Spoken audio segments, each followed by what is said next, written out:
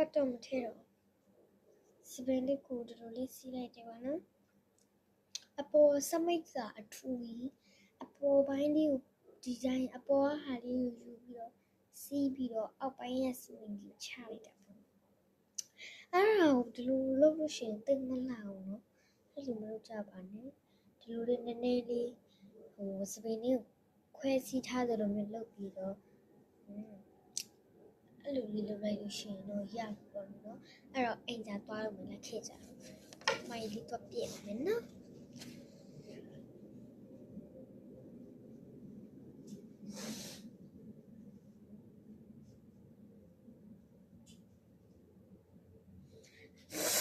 အိမ်သာလောက်တာတော့မပြတော့ပါဘူး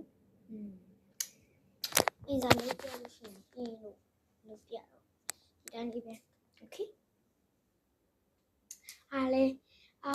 လေးပဲချစ်ဆိုအားလေးတွန်းလာတော့ပဲတတာ